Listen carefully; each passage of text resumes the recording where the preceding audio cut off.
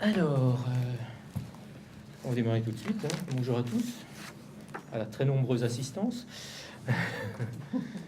Alors, donc, c'est moi qui suis chargé de manager cet atelier sur le burn-out des professionnels. Alors, mon rôle va être très très limité, hein. C'est un rôle très méchant qui est celui du gardien du temps. Vous avez sans doute remarqué, pour ceux qui sont là depuis hier, que nous avons quelques difficultés avec le timing. Et donc, moi, je vais être intraitable. Donc, on est censé terminer à 13 heures. J'ai réussi à négocier 13h05. Donc, on n'ira pas au-delà. On va limiter les choses. Alors, pourquoi on a fait un atelier sur le burn-out? C'est un atelier un peu particulier, hein, parmi tous les autres, puisque tous les autres ateliers parlent de pratiques médicales, hein, essentiellement. Et là, on va parler des conséquences, hein, de la pratique médicale, des conséquences néfastes sur la santé des médecins. Et donc, parler de ce terme qu'on utilise très très vaguement, très largement, de burn-out, et qui recouvre plus ce qu'on appelle, à mon avis, plus communément la souffrance au travail. Alors ça, c'est une situation qui est de plus en plus fréquente. On en entend parler énormément dans les médias, hein, dans la presse. C'est une situation que nous, praticiens, nous rencontrons effectivement très fréquemment. Mais c'est également une situation à laquelle n'échappent pas les médecins, hein, eux qui sont en charge d'un travail important, hein, tant en quantité qu'en responsabilité. Donc il nous a semblé intéressant de permettre une certaine réflexion pendant ces assises sur ce risque professionnel pour les médecins. Alors, en deux mots, le déroulé de l'atelier. Nous allons d'abord, en première partie, avoir un exposé du docteur Marc Villard sur qu'il a intitulé du burn-out à la dépression professionnelle, hein, c'est ça. Ensuite, nous aurons une intervention. Alors là, il y a un changement par rapport au programme, dont je vous demande de nous excuser, mais c'est un changement qui a été fait en toute dernière minute. C'est donc le docteur Jean-Marie Letzelter, qui est le président du conseil départemental de l'Ordre des médecins du Bas-Rhin, qui va nous présenter un projet qui est déjà très avancé, d'une association qui s'appelle AREN. Il vous expliquera de quoi il en retourne. Et donc, initialement, c'est le docteur Rice qui devait remplacer le docteur Letzelter, qui craignait de ne pas être présent, mais finalement, il a fait beaucoup d'efforts. Il nous a fait l'amitié et le plaisir d'être présent ici pour nous présenter, ce qui est un petit peu son bébé quelque part. Voilà, ce qui nous semble normal. Donc, dans un premier temps, on va donner la parole au docteur Villard. Je voudrais juste rappeler en deux petits mots. Docteur Villard est un psychiatre libéral installé à Strasbourg. Il est élu de l'Union régionale des médecins. Il a beaucoup de fonctions, hein. Il est expert judiciaire, hein, je crois, auprès de la Cour d'appel. Il est administrateur de l'Association française de thérapie comportementale et cognitive. Et je crois que c'est un petit peu son investissement personnel, hein, très fort, hein, dans les TCC. Je pense que vous le ressentirez. Je crois qu'il a également des fonctions de direction dans un cabinet spécialisé dans la prévention de la dépression professionnelle, hein, Forma 4, je crois, c'est ça. Voilà. Voilà. Et il a aussi commis, malheureusement j'ai oublié de les amener ce matin, il a aussi commis deux ouvrages tout à fait intéressants que je peux que vous encourager à lire, hein, sur la dépression professionnelle et sur la manière de soigner par les TCC la dépression professionnelle. Ce sont deux ouvrages qui sont tout à fait intéressants. Je te passe la parole, Marc. Merci Thierry. Voilà, bonjour. Burnout, alors déjà pour l'illustrer, un petit, comme on est à Strasbourg, un petit bois polychrome du 15e que vous pouvez tous aller admirer au musée de la Voie Notre-Dame. Il est toujours là, contemplatif. Je trouve que c'est une belle représentation de ce que peut être un regard désabusé sur la vie ou sur la vie professionnelle. Le burn-out, tout le monde en parle depuis quelque temps.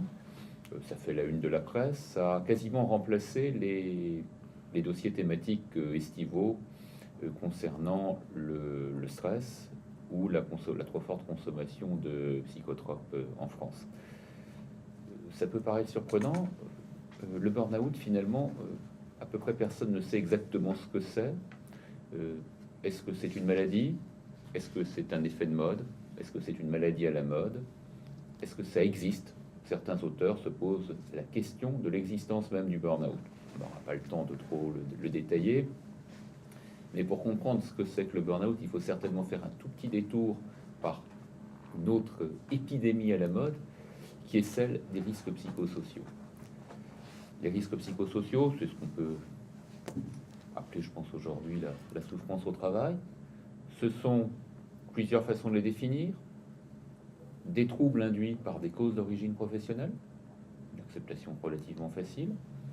On peut aussi en parler simplement, est-ce que le travail a des effets sur la santé? Par exemple, est-ce qu'un trouble musculo-squelettique est un risque psychosocial? On peut aussi en parler à propos de répercussions extra-professionnelles. Quelqu'un qui ne va pas bien au travail ne va pas forcément aller bien dans sa vie quotidienne. On peut aussi avoir une vision de chef d'entreprise. Ça a un impact sur le fonctionnement de l'entreprise. Les risques psychosociaux posent des problèmes à l'entreprise. Alors, ce qui est surprenant, c'est que autant il y a une obligation de sécurité des salariés, vous savez probablement que toute entreprise de plus de 1200 salariés doit mettre en place des actions de prévention des risques psychosociaux, et pourtant, les risques psychosociaux n'existent pas dans le Code du travail français. On a l'habitude de mettre sous le vocable risques psychosociaux les phénomènes de stress. 30% des salariés de l'Union européenne seraient à des niveaux de stress trop élevés. Les phénomènes de dépression, tout du moins de dépression au travail, l'Organisation mondiale de la santé souligne que la France est un des pays les plus touchés par la dépression au travail. Cela peut-être quelques explications. Les phénomènes d'addiction, en France l'alcool bien évidemment, mais aussi cocaïne, héroïne, hashish et compagnie. Les phénomènes de harcèlement, les problèmes de violence au sein de l'entreprise, que ce soit une violence induite par les usagers de l'entreprise ou que ce soit une violence intercollègue. Enfin, et le sujet de l'intervention d'aujourd'hui, les phénomènes de burn-out. Une définition opératoire, le burn-out est un processus dans lequel un professionnel précédemment très investi dans son travail se désengage en raison des tensions ressenties liées à une hyper-sollicitation du milieu professionnel. Donc quelqu'un de très investi, beaucoup de sollicitations. Il se traduit par un épuisement émotionnel, une baisse de productivité et des modifications de la personnalité. Alors là aussi, le burn-out, ça peut paraître surprenant parce qu'il y a énormément de publications au niveau international, qu'elles soient grand public, médicales ou psychiatriques. Et pourtant, on a toujours du mal à avoir un modèle psychopathologique cohérent. On va faire un petit détour historique pour comprendre d'où vient le concept de burn-out. Alors, j'ai choisi d'illustrer avec une petite fresque de Giotto qui est un petit peu triste puisque c'est quelqu'un qui a la mauvaise idée de se pendre, mais enfin, c'est pour rappeler que le burn-out a parfois des conséquences. À mon sens, le premier cas décrit de burn-out dans la littérature, c'est celui d'Ajax. Ajax était ce guerrier grec sous les murs de Troie qui, mécontent de ne pas avoir été jugé le guerrier le plus valeureux, le plus héroïque, il faut dire qu'il avait affaire à une forte concurrence. Souvenez-vous, il y avait Achille en face de lui, donc c'est difficile quand il y a Achille d'être le meilleur. Et bien Ajax, rappelez-vous, il a fini par se planter son épée dans le corps. À mon sens, c'est la première description bien sentie d'un phénomène de suicide lié au travail. Un phénomène, alors, plus long dans le temps, c'est celui de l'acédie. L'acédie, ça nécessite de retourner au Moyen-Âge, dans le monde occidental, à cette époque où certaines personnes se retiraient dans des monastères et consacraient leur vie à l'étude de Dieu. Alors, ils priaient, s'infligeaient un certain nombre de privations de sommeil, jeûne, et de façon très étonnante, certains d'entre eux n'allaient pas bien, se détournaient de leur tâche, c'est-à-dire qu'ils ne chérissaient plus le nom du Seigneur, qu'ils se désintéressaient de la prière, ils manquaient un peu d'assiduité. Un traitement est préconisé à cette époque, c'est d'augmenter la prière et d'augmenter les privations. L'inconvénient, c'est qu'un certain nombre d'entre eux ont eu la mauvaise idée de se pendre. Je vous rappelle que ce n'était pas très bien vu dans l'Église catholique déjà à cette époque. Qu'est-ce que c'était que ce phénomène? Quand on lit les descriptions, en particulier dans Thomas d'Aquin, ce sont manifestement des états dépressifs sévères.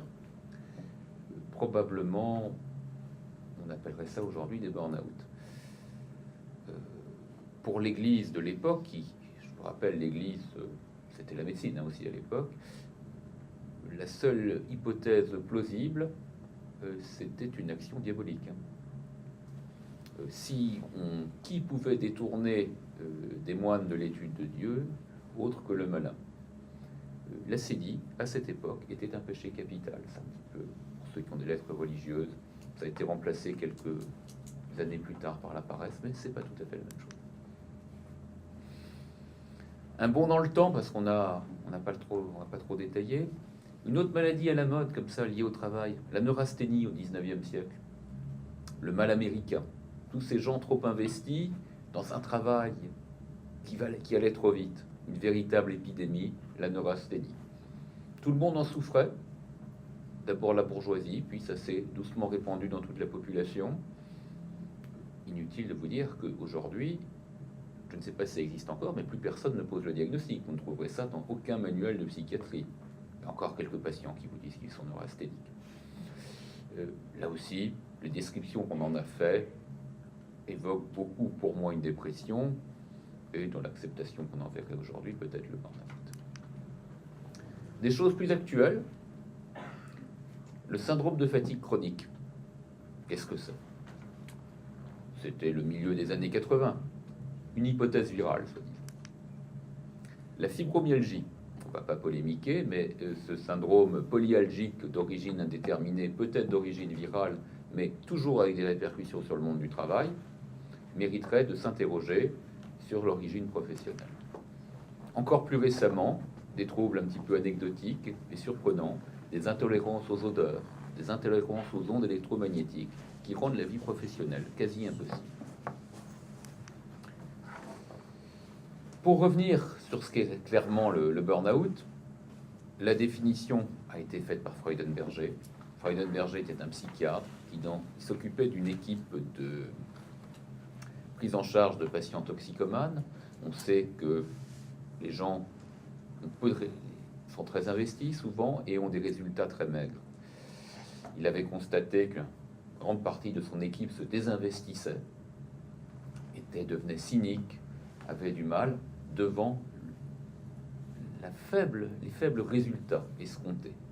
C'est là qu'il a défini, la première fois que c'est utilisé, le terme de burn-out, d'épuisement professionnel, le burn-out étant une combustion interne. À peu près tout était dans les écrits de Freudenberger. Ça a été théorisé réellement derrière lui par deux noms qu'il faut avoir cités, qu'il faut avoir à l'esprit, ceux de Maslar et ceux de Pins, qui sont à mon sens, les deux seuls modèles aujourd'hui développés dans la littérature française et acceptés par les chercheurs qui s'occupent des troubles psychosociaux, au moins dans le monde francophone. Maslar parle d'une approche tridimensionnelle, basée sur un épuisement émotionnel. L'épuisement émotionnel, c'est avant tout une labilité émotionnelle, une incapacité à faire face à ses émotions et à les gérer.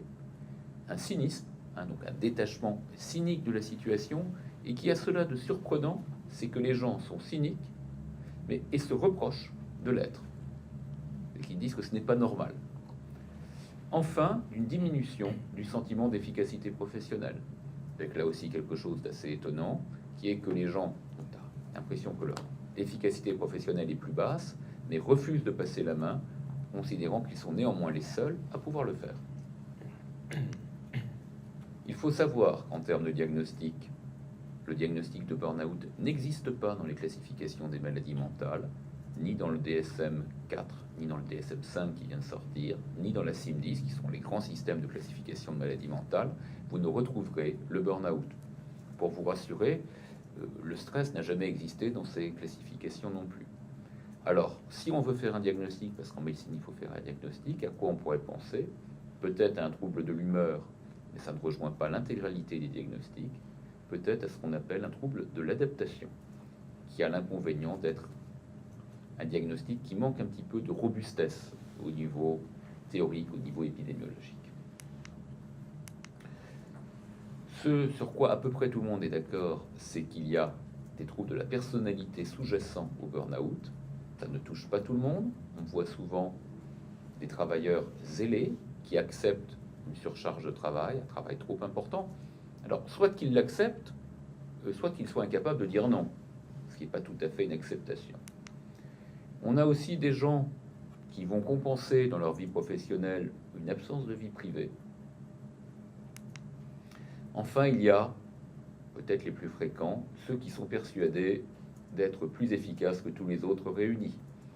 Ils aimeraient bien déléguer, mais à qui voulez-vous que je délègue? Il n'y a que moi qui sache faire cela. Ce sont certainement des gens qui ont du mal vis-à-vis du burn-out et qui sont à risque.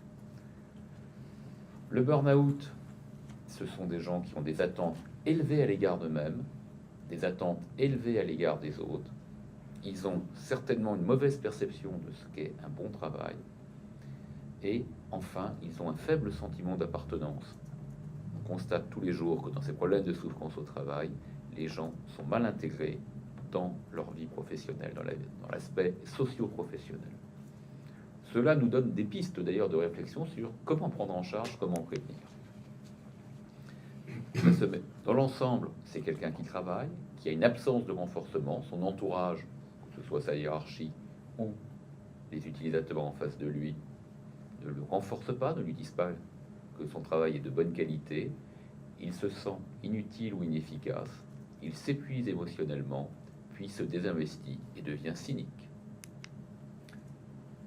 Les mauvaises solutions: le déni, refuser de voir qu'il y a un problème, l'alcool, qui est si on parle du burn-out des médecins, souvent une solution utilisée, les médicaments psychotropes de type hypnotique et anxiolytique, qui n'ont absolument aucune indication et aucun intérêt dans cette indication.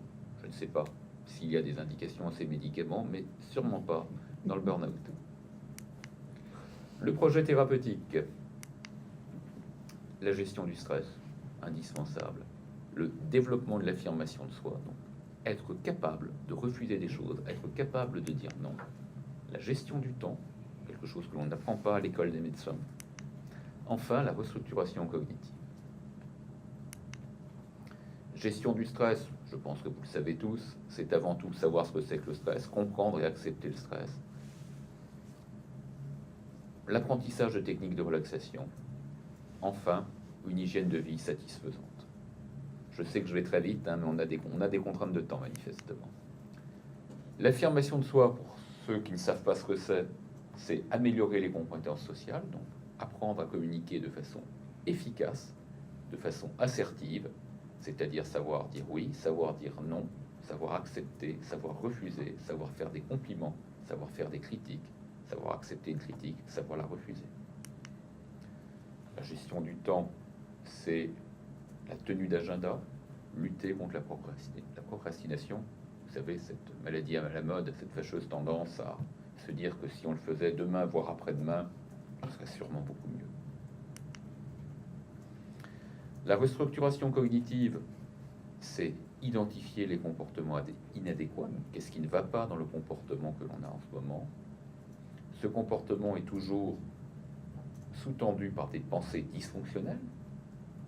Les pensées dysfonctionnelles, c'est quand les pensées associées sont fausses et qui sont, elles aussi, sous-tendues par des erreurs de logique, parce que le cerveau fait de temps en temps des erreurs de logique. Je vous en avais listé un certain nombre, je crains de ne pas pouvoir vous les détailler, mais juste un exemple pour comprendre ce que c'est qu'un biais cognitif, c'est la loi des feux rouges. Vous êtes déjà rendu compte que quand on est en retard, tous les feux sont rouges. Et quand par hasard le feu passe au vert, de toute façon la voiture devant vous ne démarre pas. Vous vous doutez que même si on est persuadé de cela, c'est totalement faux. Si vous êtes en retard, vous avez les feux rouges sur un trajet donné, les feux rouges et les feux verts ont la même intensité que d'habitude. Simplement, votre esprit se focalise sur ce qui va dans le sens de l'émotion dominante. Donc vous ne retenez que les feux rouges. On pourra toujours en discuter à la pause du déjeuner des biais cognitifs. La prévention. Lutter contre l'isolement et le repli sur soi. C'est probablement le principal facteur pour lutter contre le burn-out. L'importance des investissements extra-professionnels et des activités de loisirs. Un petit clin d'œil de Russell, qui a été prix Nobel, un philosophe anglais. Si j'étais médecin, je prescrirais des vacances à tous les patients qui considèrent que leur travail est important. Les médecins ont une fâcheuse tendance à penser leur travail important et leur fonction indispensable. Ils devraient peut-être parfois prendre des vacances. Et si j'ai encore une minute, juste pour étendre le sujet, avec la dépression au travail.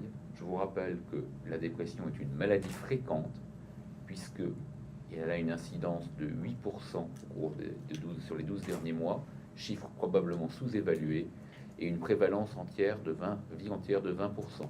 Prévalence vie entière, ça veut dire que vous avez une chance sur 5 de faire une dépression au cours de votre vie. Donc, quand même, un vrai problème. Une jolie représentation de Mueck, une statue de 2 mètres de haut sur une attitude dépressive.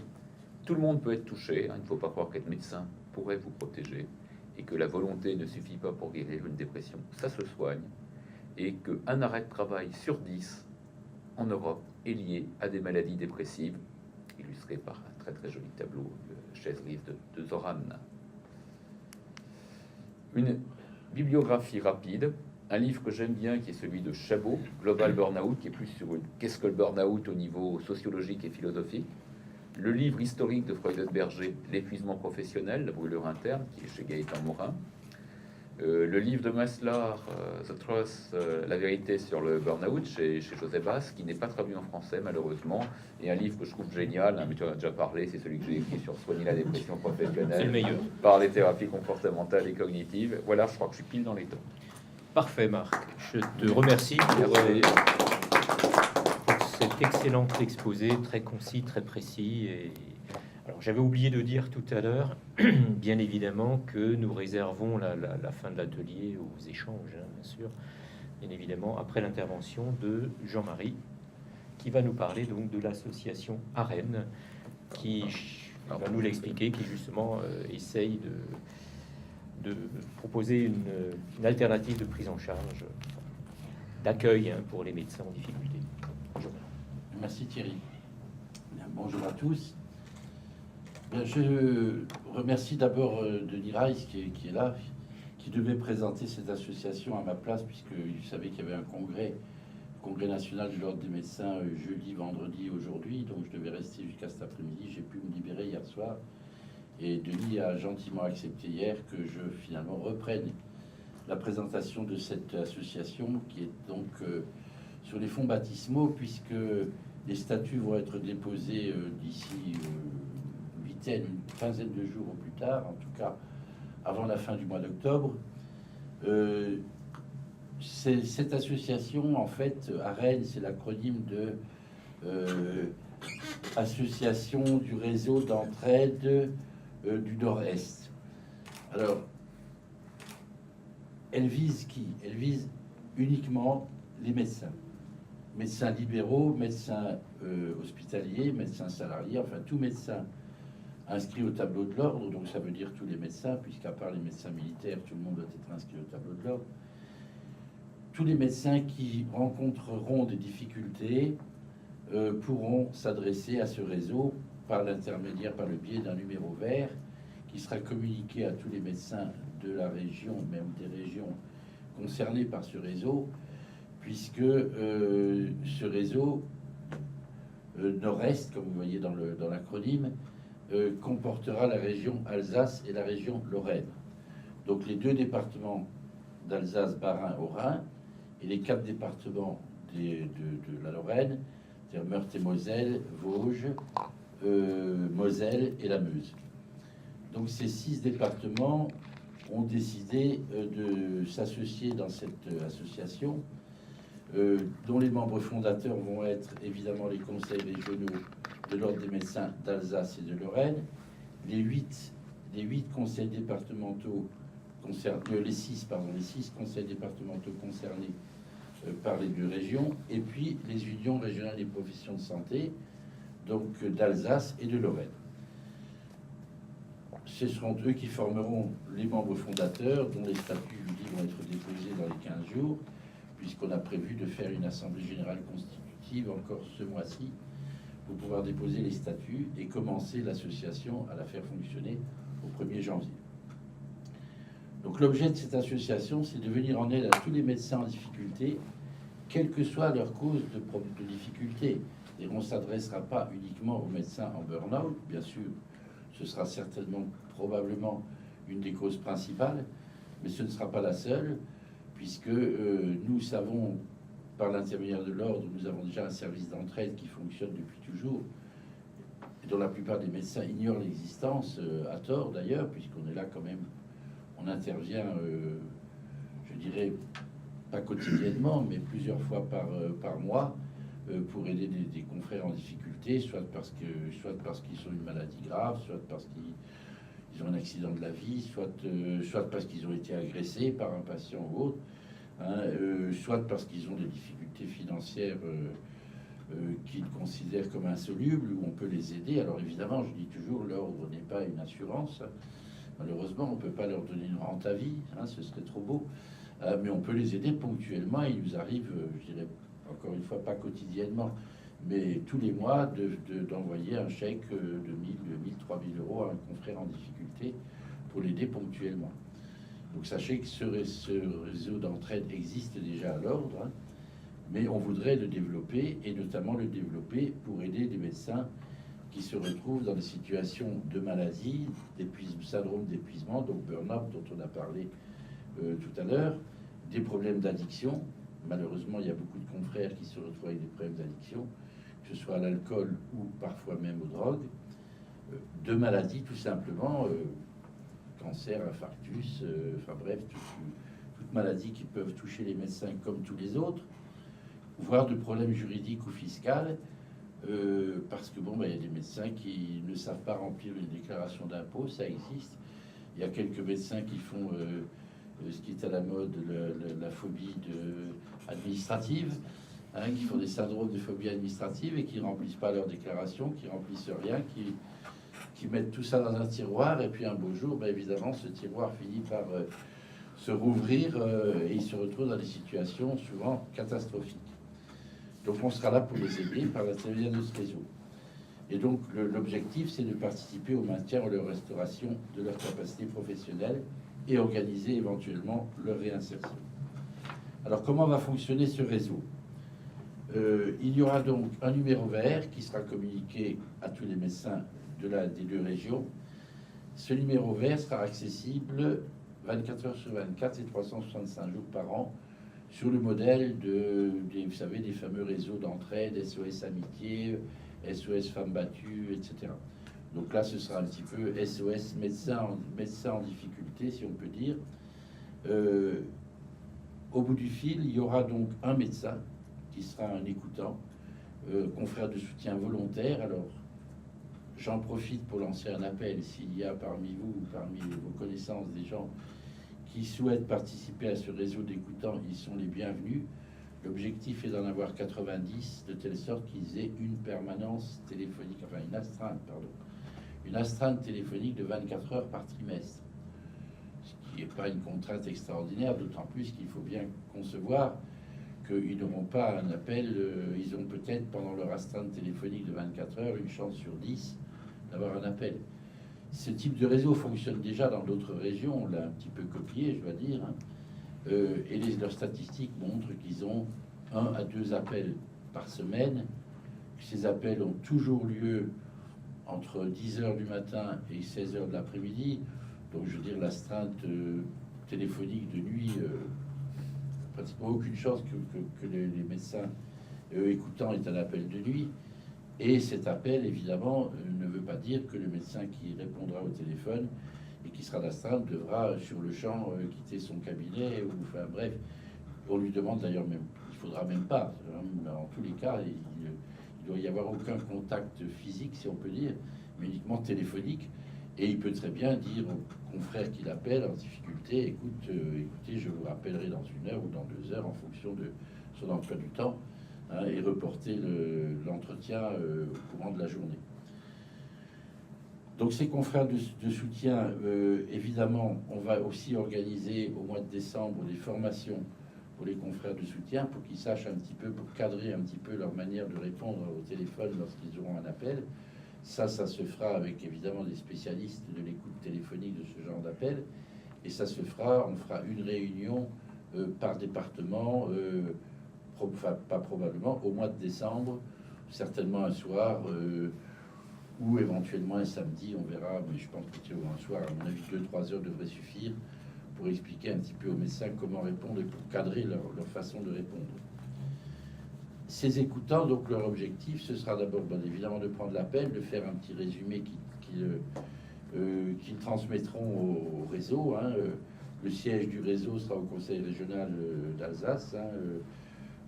Et donc de transmettre cet appel, faire un petit écrit en disant voilà, j'ai eu un appel du docteur Intel tel jour à pour tel problème, et je l'ai orienté vers une personne ressource. Alors les personnes ressources, qu'est-ce que c'est? Ce seront donc des spécialistes des différents domaines qui peuvent être concernés, essentiellement bien sûr des psychiatres, des addictologues, mais aussi des avocats, des conseillers juridiques, des conseillers fiscaux, voire des assistantes sociales, voire des services hospitaliers.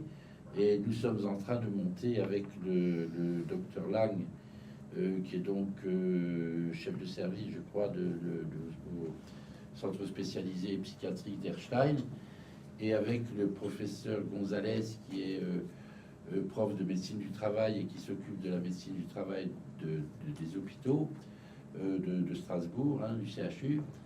Nous sommes en train de monter également, évidemment, un versant hospitalier, de telle sorte qu'on pourra hospitaliser des gens, et alors avec une préférence extramuros, c'est-à-dire que si on a un médecin de Strasbourg, par exemple, on essaiera de l'hospitaliser plutôt en Lorraine, et si on a un médecin de Nancy ou de Metz, on l'hospitalisera par exemple à Strasbourg, pour éviter tout ce qu'il peut y avoir comme je dirais, dissémination du fait que tel médecin est en burn-out ou est malade ou est addict à l'alcool ou addict à une drogue. Donc évidemment, c'est d'ailleurs la plus grosse crainte des médecins lorsqu'ils ont un problème, c'est que leur patientèle le sache, voire leur confrère le sache.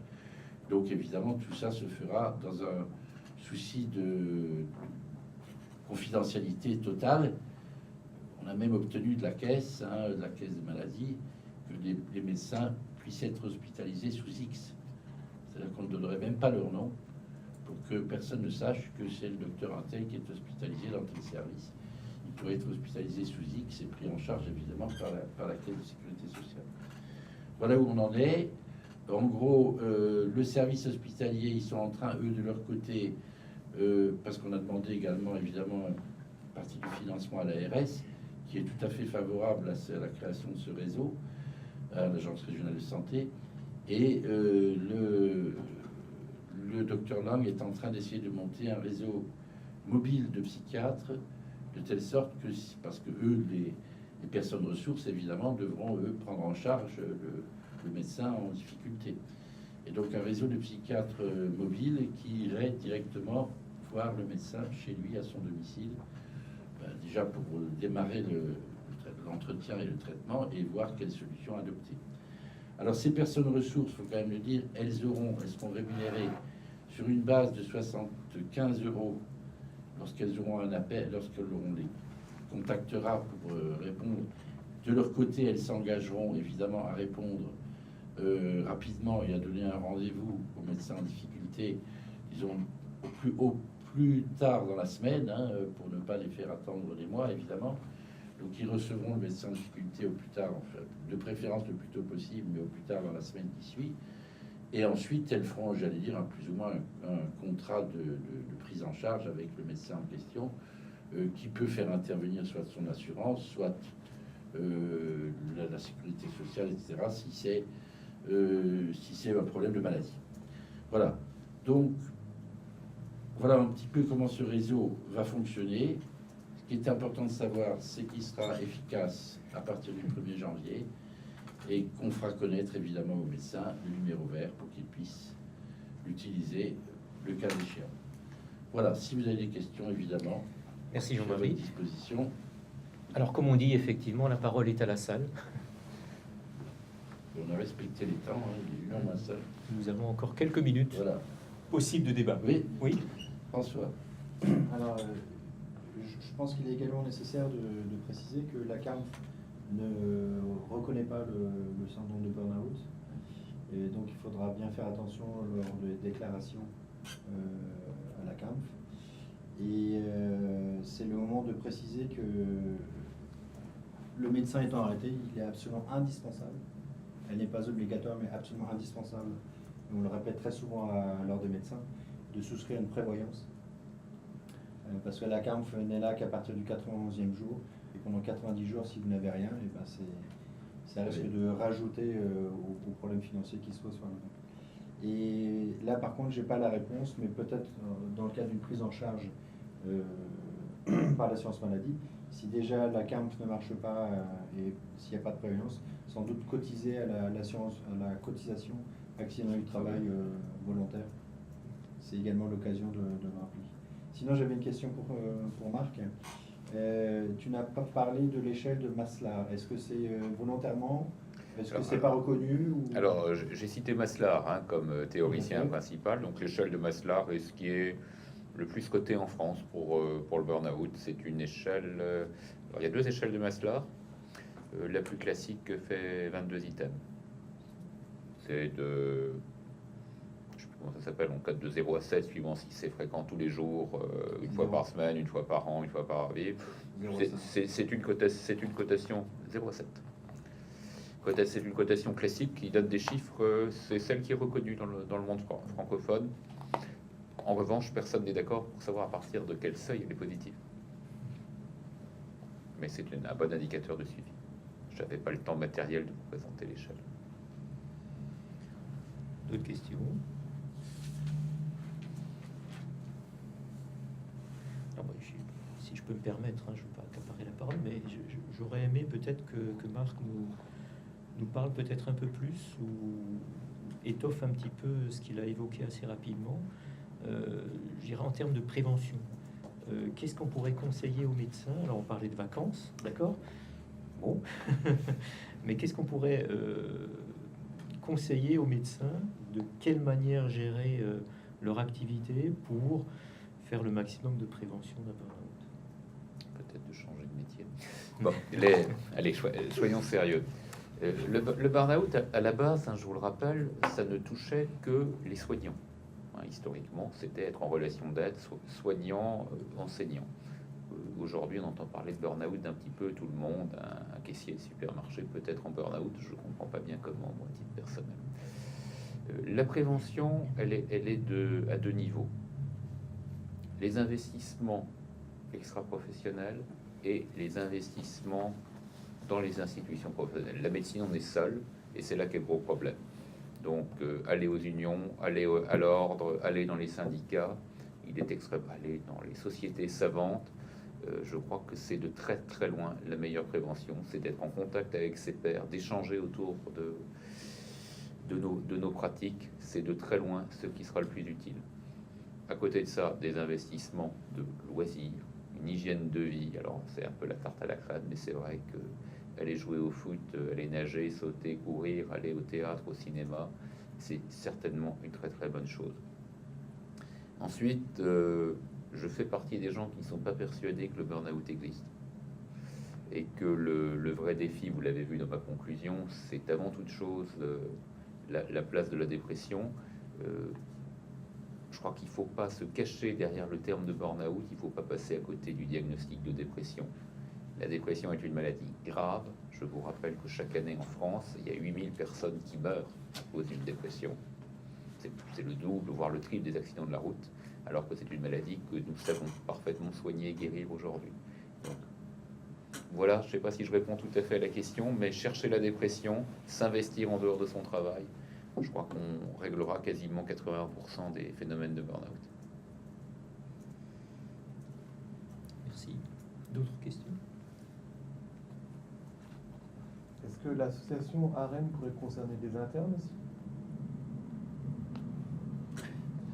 Théoriquement, non, puisqu'elle concerne les médecins inscrits au tableau de l'ordre, qui sont tous les médecins, bien que maintenant on parle effectivement que les internes, il est possible qu'ils soient inscrits au tableau, on en parle de plus en plus. Donc, je dirais, en théorie, non. Maintenant, en pratique, je pense que si un interne appelle, on ne va pas lui dire écoutez, donc vous n'êtes pas encore taisé, donc... passe ta thèse d'abord. Oui, passe ta thèse. Déprime après. On se reverra quand tu auras ta thèse. Donc là, je pense que oui, je pense qu'on peut dire... En théorie, non, mais en pratique, je pense que oui. Je ne pense pas que que l'écoutant va dire ah non, vous n'êtes pas saisi, ben non, allez vous adresser ailleurs. C'est pas une heure de boîte de nuit, quoi. C'est parce que tu rentres pas. Ouais. François. En fait, pour une autre réponse, c'est que dans d'autres réseaux régionaux, effectivement, les internes sont pris en charge. Je Oui. pense à Rhône-Alpes, il me semble. Oui. Rhône-Alpes prend en charge les internes. Et en Alsace, par exemple? Pour le moment, ça n'a pas démarré. À voir, mais, Ouais. mais je pense, Je pense que que oui. ce serait une bonne chose parce que On va certainement. Bon, dans les statuts, c'est pas prévu, encore une fois. Donc en théorie, je dirais probablement non, en théorie. Mais en pratique, je pense que lorsqu'on va se réunir et faire l'Assemblée générale constitutive, où on va prévoir un règlement intérieur, etc., je pense qu'on va certainement décider à la majorité, voire à l'unanimité, d'y inclure les internes, bien sûr, puisque bon, c'est quand même des médecins, s'ils ne sont pas encore taisés, qui vont l'être dans les mois ou les années à venir. Et donc, on va peut-être pas s'occuper des étudiants de première année, ça, parce que bon, ça risquerait d'être un petit peu lourd. Tous ceux qui loupent leur examen en première année et qui s'y viennent au téléphone en nous disant j'ai loupé l'examen, je suis déprimé, je suis pas bien, ça risquerait peut-être d'être un petit peu lourd. Mais les internes, je pense que oui. Je suppose qu'au minimum, l'écoutant peut essayer de l'orienter vers la bonne personne, quoi. Voilà. C'est le but. Le but de l'association, c'est pas de les prendre directement en charge, c'est de les orienter vers la personne qui va les prendre en charge. Alors, j'avais une question supplémentaire. Oui. Est-ce qu'il a déjà été réfléchi à une dénomination pour ce... Parce qu'un numéro vert, c'est bien, mais est-ce qu'on va mettre quoi? On va mettre numéro à Rennes, ça va pas dire grand-chose. Oui, mais bon, on va aux mettre frères. le numéro. Est-ce On qu'on a va- une idée? on va distribuer, envoyer des flyers à tous les médecins, soit déjà par le biais de l'ordre qui, ne serait-ce qu'envoie déjà sa cotisation en début d'année à tous les médecins, qu'on pourra glisser dans le courrier un petit flyer en disant voyez, si vous avez des difficultés, vous pouvez les adresser à l'association Rennes, en développant très succinctement le but de l'association, mais disons déjà pour se faire connaître. Ensuite, on va probablement aussi intervenir. Il est question, c'est pas encore acté, mais disons, il est question de faire un partenariat avec quelques laboratoires pharmaceutiques français pour qu'ils distribuent nos flyers lorsqu'ils font des visites chez les médecins, puisque 90% des médecins sont quand même hospitaliers ou libéraux, sont quand même suivis par les laboratoires. Et j'ai contacté déjà 2 ou 3 labos, alors pas un seul évidemment, pour ne pas qu'il y ait... j'ai contacté 2 ou 3 labos qui seraient d'accord de faire distribuer nos flyers dans les cabinets médicaux. Pourquoi ça peut être utile? Alors évidemment, sous réserve qu'il n'y ait aucune publicité pour le labo en question, ça c'est bien clair, il ne s'agit pas de faire de la pub pour Sanofi ou que sais-je, ou Pierre Fabre ou autre, ce sera tout à fait, ils feront ça, j'allais dire bénévolement, quand les visiteuses médicales passent dans un cabinet ou dans un service hospitalier, elles distribueront les flyers au secrétaire ou en disant voilà, si le médecin un jour a besoin. Parce que notre gros problème, c'est de se faire connaître, parce que souvent, dans les réseaux qui fonctionnent déjà, on a remarqué que ce sont souvent les épouses ou les maris des médecins en difficulté qui appellent le réseau, plus souvent que le médecin lui-même. Donc il faut déjà que l'entourage soit au courant que ça existe, pour que effectivement il y en ait un appel et qu'on puisse... Alors évidemment, il y a des questions d'assurance aussi, donc il faut peut-être parler. On aura les médecins qui feront partie de ce réseau, je parle des écoutants, auront une assurance responsabilité civile directement liée à ça. Au cas où il y aurait un problème, ça ce sera l'association qui s'occupera de les assurer. Je posais la question en Oui. fait, excuse-moi, dans le sens de la lisibilité effectivement, puisque bon, le flyer c'est bien beau, moi je reçois un flyer, c'est super ça, si j'ai Oui. besoin je le mets de côté, Oui. et bien évidemment le jour où j'en ai besoin je retrouverai plus le flyer. Voilà. Donc l'idée c'est de, je sais pas, d'avoir une accroche pour Oui. que effectivement ça fasse tilt dans la tête, c'est là qu'il faut s'adresser si j'ai un problème. Si vous avez des idées, elles sont les bienvenues. Alors, moi, La méthode Carglass, le matraquage. Voilà, on ne peut pas faire à la télé. j'ai une remarque très polémique pour l'ordre. Pourquoi faudrait-il que les médecins, lorsqu'ils ont des troubles psychiques, bénéficient d'une hospitalisation sous X? Oui. Ça, c'est quand même quelque chose, c'est de la ségrégation vis-à-vis de la maladie mentale qui est relayée par l'ordre, c'est merveilleux. Parce qu'on a, Et je ne on a polémiquerai pas remarqué, sur le je médical. peux te répondre, on a remarqué que déjà dans les réseaux existants, C'est fait. par- que les médecins qui souffrent par exemple de problèmes d'alcoolisme, voire même de dépression tout simplement, hein, de burn-out, puisque c'est devenu à la mode. Je rejoins assez Marc hein, pour dire que burn-out, dépression, à mon avis, c'est très très proche. Et ben, très souvent, leur première réflexion, c'est « Ah, mais si jamais on apprend que j'ai été hospitalisé là », je peux vous dire que j'ai connu, moi, ça, il y a 35 ans, d'un professeur de chirurgie, dont je tairai le nom, bien qu'il est décédé depuis fort longtemps, un jeune professeur de chirurgie qui avait des problèmes d'addictologie suite, enfin bref, à des problèmes d'accident de circulation. Je ne vais pas rentrer dans les détails. Qu'il a fallu hospitaliser en psychiatrie. On l'a hospitalisé en psychiatrie en Suisse, dans un hôpital suisse, sous X, avec l'accord de la Caisse de Strasbourg, évidemment, dans un premier temps. Après, le pauvre, malheureusement, il a fait rechute sur rechute, et après, il était connu comme le loup blanc à Strasbourg, dans les services hospitaliers. Il suffisait de dire son nom pour que le SAMU parte à toute vitesse pour aller le ranimer. Et puis finalement, il est décédé hein, après quelques années de galère, si on peut dire. Mais donc pour dire que ça existait déjà et que c'était déjà à l'époque, moi j'étais installé, c'était ma première année d'installation, donc c'était en 77. Hein, évidemment, il fallait pas qu'on sache à Strasbourg que le professeur Untel était hospitalisé en psy pour problèmes dépressifs, plus addictologie aux médicaments. Lui, il n'était pas addict à l'héroïne ou à la morphine. C'était aux amphètes. Hein, C'était aux amphètes, je pense qu'on doit parler du c'était même. aux amphètes et aux somnifères. Ok, on Voilà, c'était comment s'appelait le somnifère de l'époque les amphètes, c'était le Captagon hein, qui prenait par Mogadon, on boîte. prenait Mogadon, Captagon. Et puis, non Mogadon. pas Mogadon, Rohypnol. non plus, non, ça n'existait pas encore à l'époque, c'était un autre. Sécobarbital, Ah oui. ça vous dit quelque chose, il est plus ancien Oui, c'est vieux ça. hein, Sécobarbital. Et il se prenait ça comme des petits bonbons, il en prenait 2-3 boîtes par jour. Hein.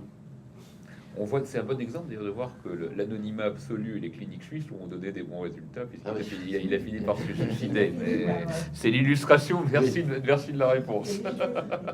François avait encore une remarque, une question? Oui, par rapport Et on aux terminera arrêts, là-dessus. Est-ce que l'alerte pourrait être donnée, en fait, tu as abordé les deux thèmes, par le conjoint ou par les visiteurs médicaux qui sont, qui en fait, enfin j'allais dire nous voient tous les jours, mais L'alerte peut en être- pratique c'est quoi? Est-ce qu'ils contactent directement l'ordre ou plutôt le réseau AREN? C'est quoi? Le réseau AREN, oui.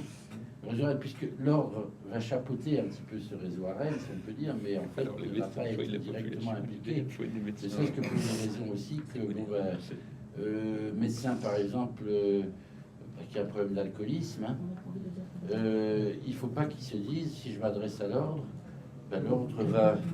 Oui, on va arrêter. L'ordre peut intervenir pour lui interdire de travailler parce que l'on a...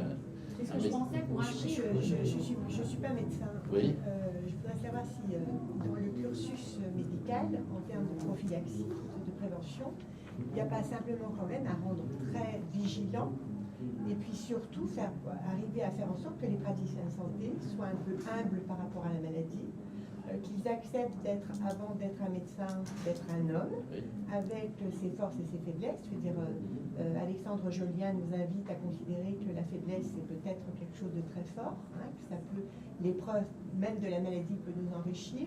Est-ce que ça ne peut pas faire partie, quand même, quelque part, du développement personnel qui pourrait être associé, j'allais dire, au transfert de connaissances indispensables à votre pratique? Là, on lance un débat hein, Oui. qui va être impossible. Non, Oui. Non, mais je suis pas votre- médecin et je- Votre La remarque remarque est bonne. est totalement judicieuse, totalement pertinente, mais je crois qu'il faudra un autre atelier pour Oui. effectivement développer ça, mais vous avez totalement raison. Il y a peut-être aussi- Totalement, oui. Excusez-moi. Oui. Non, ce que vous dites est intéressant. Vous ne pensez pas que l'éventuelle publicité autour d'un problème d'alcoolisme, par exemple, pourrait être un frein? Pourquoi plus pour les médecins que pour n'importe qui d'autre? Je reste avec l'idée que l'anonymat est une calamité, que ce soit pour la maladie mentale ou pour autre chose, que là aussi on est en train de mettre les médecins dans un statut tout à fait particulier, où ce ne sont pas des surhommes, ce sont des patients comme les autres. Il faudrait un jour faire de la psychoéducation et dire que la dépression c'est une maladie comme les autres, qu'on peut se soigner, que c'est pas une malédiction, que c'est pas la CEDI. Faut arrêter ce genre de cirque. Sinon, on continuera à tuer des gens avec des dépressions, on continuera à tuer des gens. Et il y a plein de choses qui peuvent faire frémir. Et alors, quand j'entends qu'une visiteuse médicale pourrait soigner des médecins, il n'y a plus qu'à espérer que ce soit Servier. Mais c'est pas ça. Enfin, alors là, les bras m'en tombent, là, je suis un peu. Enfin, je comprends pas. Ce truc-là, je l'ai entendu. J'avais une réunion de mon syndicat récemment. Dans tous les réseaux actuels, un des systèmes d'alerte, c'est les visiteurs médicaux. Je veux dire, ils sont en contact au jour le jour.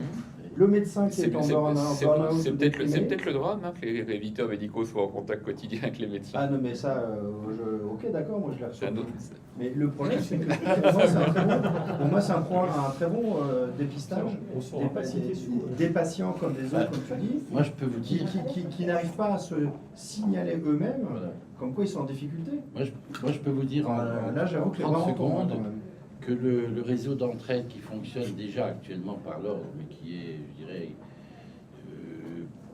très peu connu d'ailleurs des médecins, le réseau d'entraide qui fonctionne, la plupart du temps, lorsqu'on a des signalements de médecins en grande difficulté, notamment pour l'alcoolisme, c'est quand même le plus fréquent, c'est par quelqu'un qui nous téléphone en nous disant tel confrère il a des problèmes d'alcoolisme, hein, ou tel confrère, ou mon médecin, ou ça peut être un particulier. Hein, mais c'est quelqu'un qui s'aperçoit que le médecin a des problèmes d'alcoolisme, qui nous téléphone pour que nous on intervienne. Moi je téléphone à ce moment au médecin, je lui demande de venir, ou je vais le voir, je discute avec lui, j'essaie de le convaincre de se faire soigner avant de lui interdire de travailler. Parce que bon, c'est aussi le problème, c'est que l'ordre, on est aussi responsable. Et si on laisse travailler un médecin alcoolique notoire, je peux avoir des ennuis parce qu'on doit protéger la population. J'ai une question, pardon. Un chirurgien, je veux dire, quand appeler entre les chirurgiens pour dire je m'enfile des médicaments, je suis alcoolique, etc., vous avez, bon, d'abord, si ça se sait, je suis désolée, mais moi je ne me ferai pas opérer par quelqu'un que je sais qui boit. Ben voilà, c'est clair. Non, mais c'est personnel, hein. Ben Je veux oui, dire, mais chacun c'est- fait ce qu'il veut, docteur Villard. Donc il vaut mieux le cacher, l'hospitaliser sous X, comme ça il pourra continuer à opérer tranquillement. C'est de la prise en charge des patients. Hein. Le fait que ça soit l'ordre, que ça soit, comment dire, situé chez l'ordre, la reine, est-ce que vous n'avez pas peur que ça fasse un blocage pour certains médecins qui Mais ça, ne connaîtraient pas le fait que, en fin de compte, vous les... enfin, c'est donnez une un- association Oui. qui justement ne sera pas. Ouais, mais le siège, c'est l'ordre, ils savent bien. Oui, mais ça, personne. Ouais. On le dit ici. Oui, mais si parce c'est que vous bon, qui envoyez le Mais- papier comme quoi... la Ah ben, reine nous, peut- on va envoyer avec un numéro de téléphone, point. Et les gens ne sauront pas où Envoyer. ils téléphonent. D'accord. Ils ne sauront pas où ils téléphonent. Ils téléphonent au 0800 20 20 20. Il faut vraiment qu'on arrête là. Je Ouais, vous mais- remercie beaucoup. Toutes ces discussions pourront être continuées autour du repas, hein, sans doute.